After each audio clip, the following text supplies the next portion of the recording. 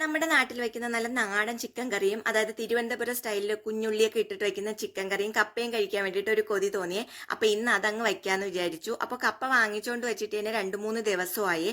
അപ്പോൾ എനിക്ക് തോന്നുന്നു വ്യാഴാഴ്ച ദിവസം എന്തോ ആണ് കേരള സ്റ്റോറിൽ കപ്പയൊക്കെ വരുന്നത്. അപ്പോൾ ഇത് അന്ന് വാങ്ങിച്ചുകൊണ്ട് വെച്ചതാണ്. ഇനി ഇരുന്നാൽ അത് കേടായി പോവും. അതുകൊണ്ട് ഇന്ന് അത് ഉണ്ടാക്കാന്ന് വിചാരിച്ചേ. അപ്പൊ അതിന് വേണ്ടിയിട്ട് കപ്പയൊക്കെ കട്ട് ചെയ്തെടുക്കുന്നുണ്ട്. നമ്മുടെ നാട്ടിൽ കപ്പയ്ക്ക് കിഴങ്ങ് മരിച്ചിനി എന്നൊക്കെയാണ് പറയാറുള്ളത്. അപ്പോൾ അവിടെ കട്ട് ചെയ്തെടുക്കുന്നതും ഇങ്ങനെ വട്ടത്തിനാണ് കട്ട് ചെയ്തെടുക്കാറുള്ളത്.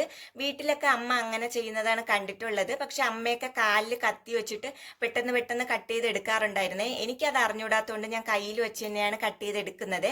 പിന്നെ കുറച്ച് പുലാവ് ഉണ്ടാക്കിയിട്ടുണ്ട്. അപ്പോൾ നിങ്ങൾ വിചാരിക്കും പുലാവും കപ്പയും എന്ത് കോമ്പിനേഷൻ എന്നേ.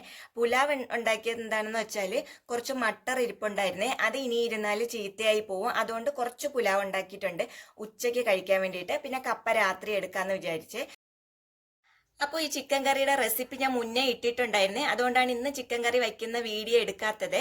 അപ്പോൾ ഇന്ന് ഉച്ചയ്ക്ക് കഴിക്കാൻ വേണ്ടിയിട്ട് നമ്മുടെ കറികൾ ഇതൊക്കെയാണ്. മരിച്ചിനി വെച്ചത്. അപ്പോൾ ഇന്ന് വെച്ച മരിച്ചിനി കുറച്ച് വെന്ത് പോയിട്ടുണ്ട്. എനിക്ക് സാധാരണ വേവാത്ത, നമ്മുടെ നാട്ടിലൊക്കെ വേവാത്ത മരിച്ചിനി എന്ന് പറയും, എനിക്ക് അത് കഴിക്കാനാണ് ഇഷ്ടം.